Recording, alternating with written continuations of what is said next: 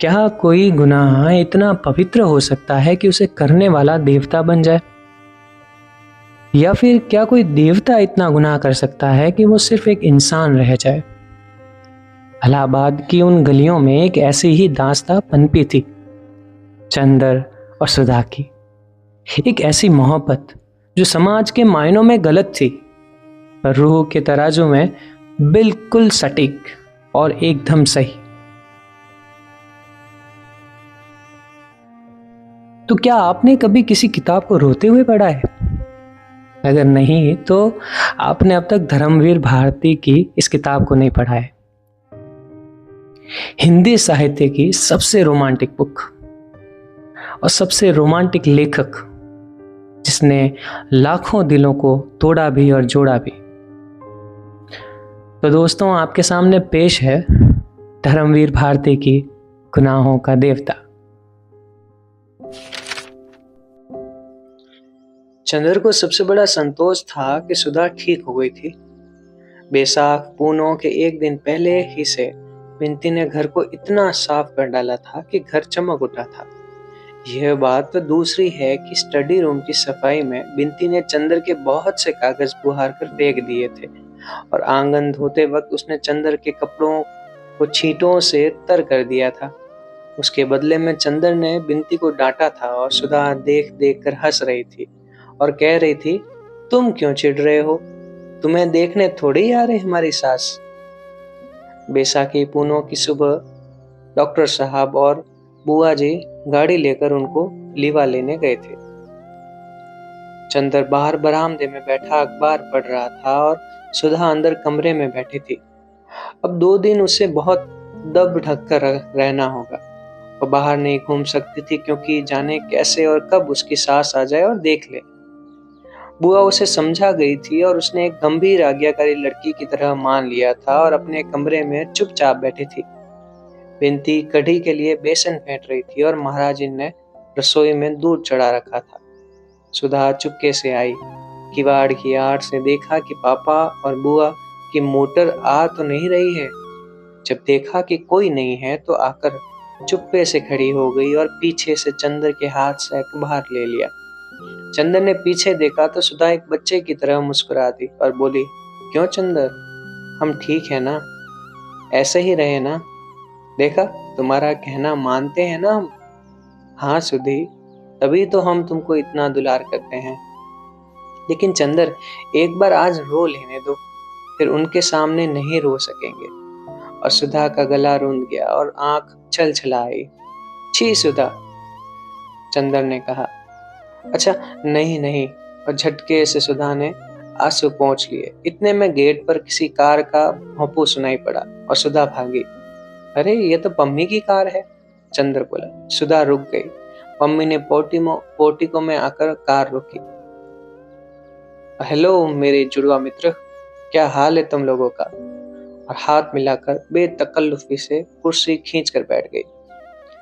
इन्हें अंदर ले चलो चंद्र, वरना अभी वे लोग आते होंगे, सुधा बोली।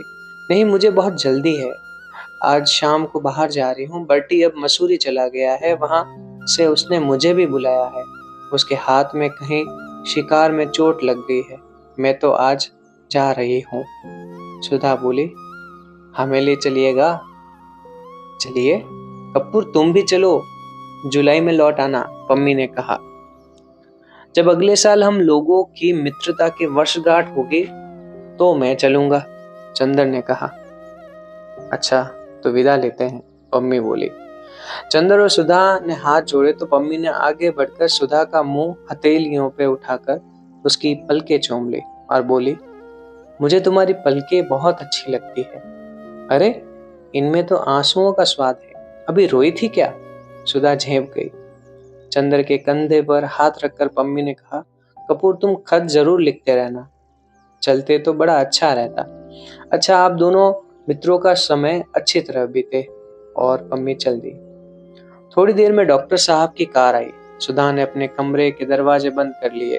बिंती ने सिर पर पल्ला ढक दिया और चंद्र दौड़ कर बाहर गया। डॉक्टर साहब के साथ जो सज्जन उतरे, ठिंगने से गोरे से गोल चेहरे के कुलीन सज्जन थे और खद्दर का कुर्ता और धोती पहने हुए थे। हाथ में एक छोटा सा सफारी बैग था। चंदन ने लेने को हाथ बढ़ाया तो हंसकर बोले, नहीं जी, क्या इतना सा बैग ले चलने में मेरा हाथ थक जाएगा। आप लोग तो खातिर करके मुझे महत्वपूर्ण बना देंगे। सब लोग स्टडी रूम में गए।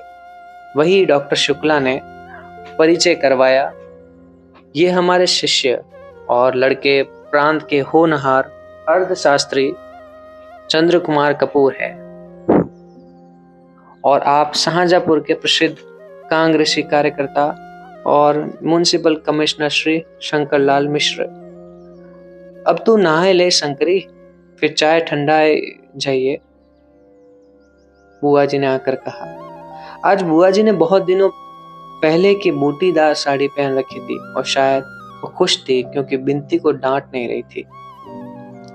नहीं, मैं तो वेटिंग रूम में नहा चुका, चाय मैं पीता नहीं, खाना ही तैयार कराइए। और घड़ी देखकर शंकर बाबू बोले, मुझे जरा सा स्वराज्य भवन जाना है और 2 बजे की गाड़ी से वापस चले जाना है और शायद उधर से ही चला जाऊंगा। उन्होंने बहुत मीठे स्वर में मुस्कुराते हुए कहा, ये तो अच्छा नहीं लगता, आप आए और कुछ रुके नहीं। डॉक्टर शुक्ला बोले, हाँ मैं खुद रुकना चाहता था, लेकिन माँ जी की तबीयत ठीक नहीं है। कैलाश भी कानपुर गया हुआ है, मुझे जल्दी जाना चाहिए। बिनती ने आकर थाली रखी। चंदर ने आश्चर्य से डॉक्टर साहब की ओर देखा। वे हंसकर बोले, भाई ये लोग हमारी तरह छूत पात नहीं रखते। शंकर तुम्हारे संप्रदाय के हैं, यही कच्चा खाना खा लेंगे। इन्हें ब्राह्मण कहते है कि नहीं, ये तो किरिस्तान है, हमरो धर्म बिगाड़े हिया आए के। बुआ जी बोली, बुआ जी ने ये शादी तय कराई थी, लड़का बताया था और दूर के रिश्ते से वे कैलाश और शंकर की भाभी लगती थी। शंकर बाबू ने हाथ धोए और कुर्सी खींच कर बैठ गए। चंदर की ओर देखकर बोले, आइए होनहार डॉक्टर साहब, आप तो मेरे साथ खा सकते हैं। नहीं, आप खाइए, चंदर ने तकल्लुफ करते हुए कहा। अजी वाह, मैं ब्राह्मण हूँ शुद्ध, मेरे साथ खाकर आपको जल्दी मोक्ष मिल जाएगा। कहीं हाथ में तरकारी लगी रह गई तो आपके लिए स्वर्ग का फाटक फौरन खुल जाएगा, खाओ। 2 कौर खाने के बाद शंकर बाबू ने बुआ जी से कहा, यही बहू है जो लड़की थाली रख के गई थी। अरे राम, कहाँ, वो तो हमार छोरी है बिनती, पहचानते हो नहीं, पिछले साल तो मुन्ने के ब्याह में देखे हुए, बुआ जी बोली। शंकर बाबू कैलाश से काफी बड़े थे, लेकिन देखने में बहुत बड़े नहीं लगते थे। खाते पीते बोले, डॉक्टर साहब लड़की से कहिए रोटी दे जाए, मैं इसी तरह देख लूंगा और ज्यादा तड़क भड़क की कोई जरूरत नहीं है। डॉक्टर साहब ने बुआ जी को इशारा किया और वे उठकर चली गई।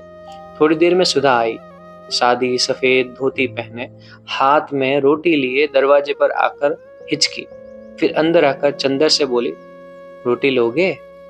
और बिना चंद्र की आवाज सुने रोटी चंद्र के आगे रखकर बोली, और क्या चाहिए? मुझे कढ़ी चाहिए, शंकर बाबू ने कहा। सुधा गई और कढ़ी ले आई, शंकर बाबू के सामने रख दी। शंकर बाबू ने आंखें उठाकर सुधा की ओर देखा। सुधा ने निगाहें नीची कर ली और चली गई। बहुत अच्छी है लड़की, शंकर बाबू ने कहा। इतनी पढ़ी लिखी लड़की में इतनी शर्म लिहाज नहीं मिलती। सचमुच जैसे आपकी एक ही लड़की थी, आपने उसे खूब बनाया है। कैलाश के बिल्कुल योग्य लड़की है। ये तो कहिए डॉक्टर साहब के शिष्टा प्रबल होती है, वरना हमारा कहाँ सौभाग्य था। जब से मेरी पत्नी मरी तभी से माताजी कैलाश के विवाह की जिद कर रहे हैं। कैलाश अंतरजातीय विवाह करना चाहता था, लेकिन हमें तो अपनी जाति में ही इतना अच्छा संबंध मिल गया। तो तोरे अभिन कौन बेसवा आ गई, तुआ काहे नाही बहुरिया ले औ तो सुधी के अकेल मन न लगे, बुआ जी बोली। शंकर बाबू कुछ नहीं बोले। खाना खाकर उन्होंने हाथ धोए और घड़ी देखी। अब थोड़ा सो लूं या जाने दीजिए, आइए बातें करें हम और आप, उन्होंने चंदर से कहा। 1 बजे तक चंदर शंकर बाबू से बातें करता रहा और डॉक्टर साहब और सुधा वगैरह खाना खाते रहे।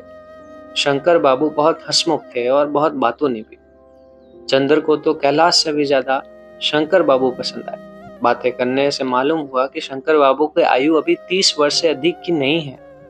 एक 5 वर्ष का बच्चा है और उसी के होने में उनकी पत्नी मर गई। अब वे विवाह नहीं करेंगे। वे गांधीवादी है, कांग्रेस के प्रमुख स्थानीय कार्यकर्ता है और म्युनिसिपल कमिश्नर है। घर के जमींदार हैं। कैलाश बरेली में पढ़ता था। अब भी कैलाश का कोई इरादा किसी प्रकार की नौकरी या व्यापार करने का नहीं है। वह मजदूरों के लिए साप्ताहिक पत्र निकालने का इरादा कर रहा है। वह सुधा को बजाय घर पर रखने के अपने साथ रखेगा, क्योंकि वह सुधा को आगे बढ़ाना चाहता है। सुधा को राजनीति क्षेत्र में ले जाना चाहता है। बीच में एक बार बिनती आई और उसने चंदर को बुलाया। चंदर बाहर गया तो बिनती ने कहा, दीदी पूछ रही है ये कितनी देर में जाएंगे। क्यों? कह रही है अब चंदर को याद थोड़े ही है कि सुधा भी इसी घर में है, उन्हीं से बातें कर रहे हैं। चंदर हंस दिया और कुछ नहीं कहा। बिनती बोली, ये लोग तो हमें बहुत अच्छे लगे। मैं तो कहूंगी सुधा दीदी को इससे अच्छा परिवार मिलना मुश्किल है। हमारे ससुर की तरह नहीं है ये लोग।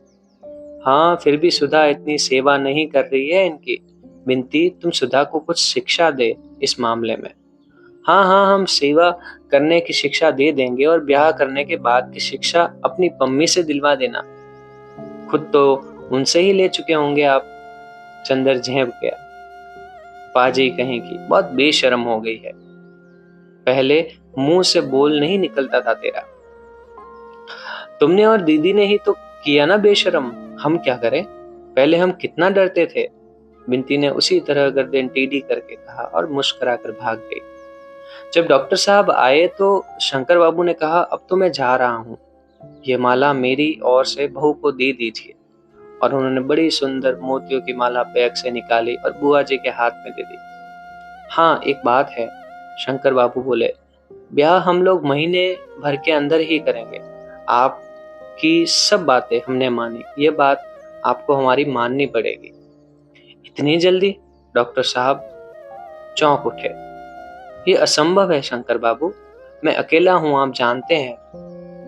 नहीं, आपको कोई कष्ट ना होगा, शंकर बाबू बड़े मीठे स्वर में बोले। हम लोग रीति रस्म के कायल तो है नहीं। अब जितना चाहे रीति रस्म अपने मन से कर ले। हम लोग तो सिर्फ 6-7 आदमियों के साथ आएंगे। सुबह आएंगे, अपने बंगले में एक कमरा खाली करा दीजिएगा। शाम को अगवानी और विवाह कर दें। दूसरे दिन 10 बजे हम लोग चले जाएंगे। यह नहीं होगा, डॉक्टर साहब बोले। हमारी तो अकेली लड़की है और हमारे भी तो कुछ हौसले हैं। और फिर लड़की की बुआ तो ये भी कभी स्वीकार नहीं करेगी। देखिए, मैं आपको समझा दूं, कैलाश शादियों में तड़क भड़क के सख्त खिलाफ है। पहले तो वो इसलिए जाति में विवाह नहीं करना चाहता था, लेकिन जब मैंने उसे भरोसा दिलाया कि बहुत सादा विवाह होगा, तभी वह राजी हुआ। इसलिए इसे आप मान ही ले। फिर विवाह के बाद तो जिंदगी पड़ी है। आपकी अकेली लड़की है, जितना चाहिए करिए। रहा कम समय का तो शुभस्य शीघ्रम। फिर आपको कुछ खास इंतजाम भी नहीं करना। अगर कुछ हो तो कहिए, मैं यहीं रह जाऊं, आपका काम कर दूं। शंकर बाबू हंसकर बोले। कुछ देर तक बातें होती रही। अंत में शंकर बाबू ने अपने सौजन्य और मीठे स्वभाव से सभी को राजी कर ही लिया। उसके बाद उन्होंने सबसे विदा मांगी। चलते वक्त बुआ जी और डॉक्टर साहब के पैर छुए, चंदर से हाथ मिलाया और शंकर बाबू सबका मन जीत कर चले गए। बुआ जी ने माला हाथ में ली, उसे उलट पलट कर देखा और बोली, एक ऊ आए रहे जूताखोर, एक ठो कागज थमाए के चले गए और एक गहरी सांस लेके चले गए। डॉक्टर साहब ने सुधा को बुलाया। उसके हाथ में वह माला रखकर उसे चिपटा लिया। सुधा पापा की गोद में मुंह छिपाकर रो पड़ी। उसके बाद सुधा चली गई और चंदर, डॉक्टर साहब और बुआ जी बैठे शादी के इंतजाम की बातें करते रहे। ये तय हुआ कि अभी तो इन्हीं की इच्छा अनुसार विवाह कर दिया जाए। फिर यूनिवर्सिटी खुलने पर सभी को बुलाकर अच्छी दावत वगैरह दे दी जाए। यह भी तय हुआ कि बुआ जी गांव जाकर अनाज, घी, बड़ियां और नौकर वगैरह का इंतजाम कर लाए और 15 दिन के अंदर लौट आए। अगवानी ठीक 6 बजे शाम को हो जाए और सुबह के नाश्ते में क्या दिया जाए, ये सभी डॉक्टर साहब ने तय कर डाला। लेकिन निश्चय ये किया गया कि चूंकि आदमी बहुत कम आ रहे हैं, अतः सुबह शाम के नाश्ते का काम यूनिवर्सिटी के किसी रेस्तरां को ही दिया जाए। इसी बीच में बिनती खरबूजा और शरबत लेकर आकर रख दिए और चंदर ने बहुत आराम से शरबत पीते हुए पूछा, किसने बनाया है? सुधा दीदी ने। आज बड़ी खुश मालूम पड़ती है, चीनी बहुत कम छोड़ी है। चंदर बोला। बुआ और बिनती दोनों हंस पड़ी। थोड़ी देर बाद चंदर उठकर भीतर गया तो देखा कि सुधा अपने पलंग पर बैठी सामने एक किताब रखे जाने क्या देख रही है और सामने वह माला पड़ी है। चंदर गया और बोला, सुधा, आज मैं बहुत खुश हूँ। सुधा ने आंखें उठाई और चंदर की ओर देखकर मुस्कुराने की कोशिश की और बोली, मैं भी बहुत खुश हूँ। क्यों? तय हो गया इसलिए? बिनती ने पूछा। नहीं, चंदर बहुत खुश है इसलिए। और एक गहरी सांस लेकर किताब बंद कर दी। कौन सी किताब है सुधा? चंदर ने पूछा। कुछ नहीं, इस पर उर्दू के कुछ असार लिखे हैं जो केसू ने सुनाए थे, सुधा बोली। चंदर ने बिनती की ओर देखा और कहा, बिनती, कैलाश तो जैसा है वैसा ही है, लेकिन शंकर बाबू की तारीफ मैं कर नहीं सकता। क्या राय है तुम्हारी? हाँ, है तो सही। दीदी इतनी सुखी रहेगी कि बस। दीदी हमें भूल मत जाना, समझी? बिनती बोली। और हमें भी मत भूलना सुधा, चंदन ने सुधा की उदासी दूर करने के लिए छेड़ते हुए कहा। हाँ, तुम्हें भूले बिना कैसे काम चलेगा? सुधा ने और भी गहरी सांस लेते हुए कहा और एक आंसू गालों पर फिसल ही आया। अरे पगली, तुम सब कुछ अपने चंदर के लिए कर रही हो, उसकी आज्ञा मान कर रही हो, फिर ये आंसू कैसे? छी! और ये माला सामने रखे क्या कर रही हो? चंदर ने बहलाया। माला तो दीदी इसलिए सामने रखी थी कि बतलाऊं बतलाऊं, बिनती बोली। असल में रामायण की कहानी तो सुनी है ना चंद्र तुमने? रामचंद्र ने अपने एक भक्त को मोती की माला दी तो वह उसे दांत से तोड़कर देख रहा था कि उसके अंदर राम नाम है या नहीं। सो ये माला सामने रख देख रही है कि इसमें कहीं चंद्र की झलक है या नहीं। चुप, गिलहरी कहीं की। सुधा हंस पड़ी। बहुत बोलना आ गया है तेरा, सुधा ने हंसते हुए बनावटी गुस्से से कहा। सुधा तकिए से टिक कर बैठ गई। आज केसु नहीं है, मुझे केसु की बहुत याद आ रही है। क्यों? इसलिए कि आज उसके कई शेर याद आ रहे। एक दफे उसने सुनाया था, ये आज फिजा खामोश है क्यों, हर जर्रे को आखिर होश है क्यों, या तुम ही किसी के हो ना सके, या कोई तुम्हारा हो ना सका। इसी की अंतिम पंक्ति है, मौजें भी हमारी हो न सकी, तूफान भी हमारा हो न सका। वाह, ये पंक्ति बहुत अच्छी है, चंदर ने कहा। अच्छा, गेसु होती तो बहुत सी बातें करते, सुधा बोली। देखो चंदर, जिंदगी भी क्या होती है, आदमी क्या सोचता है और क्या बन जाता है। आज से 3-4 महीने पहले मैंने क्या सोचा था, क्लासरूम से भागकर हम लोग पेड़ के नीचे लेटकर बातें करते थे। तो मैं हमेशा कहती थी मैं शादी नहीं करूंगी, पापा को समझा लूंगी। उस दिन क्या मालूम था कि इतनी जल्दी जुए के नीचे गर्दन डाल देनी पड़ेगी और पापा को भी जीत कर किसी दूसरे से हार जाना होगा। अभी उसकी तय भी नहीं हुई और महीने भर बाद मेरी। सुधा थोड़ी देर चुप रही और फिर और दूसरी बात उसकी जो मैंने तुम्हें बताई थी। उसने कहा था जब किसी के कदम हट जाते हैं सिर के नीचे से, तब मालूम होता है कि हम किसका सपना देख रहे थे। पहले हमें भी नहीं मालूम था होता था कि हमारे सिर किसके कदमों पर झुके हुए हैं। याद है मैंने तुम्हें बताया था, तुमने पूछा था। याद है, चंदर ने कहा। बिनती उठकर चली गई, लेकिन सुधा या चंद्र किसी ने ध्यान भी नहीं दिया। चंद्र बोला, लेकिन सुधा, इन सब बातों को सोचने से क्या फायदा? आगे का रास्ता सामने है, बढ़ो। हाँ, सो तो है देवता मेरे। कभी कभी जाने कितनी पुरानी बातें मन में आ जाती है और मन करता है कि मैं सोचती ही जाऊं, जाने क्यों मन को बड़ा संतोष मिलता है। और चंदर, जब मैं वहीं रहूंगी तुमसे दूर, तो इन्हीं स्मृतियों के अलावा और क्या शेष रहेगा?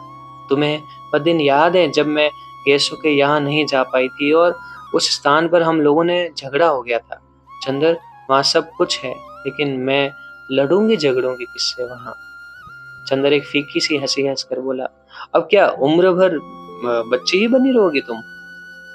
हाँ चंदर, चाहती तो यही थी, लेकिन जिंदगी तो जबरदस्ती सब कुछ छीन लेती है। और बदले में कुछ भी नहीं देती। आओ चलो लॉन पर चले, शाम को तुमसे बातें ही करेंगे। उसके बाद सुधा रात को 8 बजे उठी, जब बुआ तैयार होकर स्टेशन जा रही थी और ड्राइवर मोटर निकाल रहा था। और उदास टिमटिमाते हुए सितारों ने देखा कि चंदर और सुधा दोनों की आंखों में आंसुओं की अवशेष नमी झिलमिला रही थी। उड़ते हुए सुधा ने क्षण भर चंदर की ओर देखा। चंदर ने सिर झुका लिया और बहुत उदास आवाज में कहा, चलो सुधा, बहुत देर कर दी हम लोगों ने।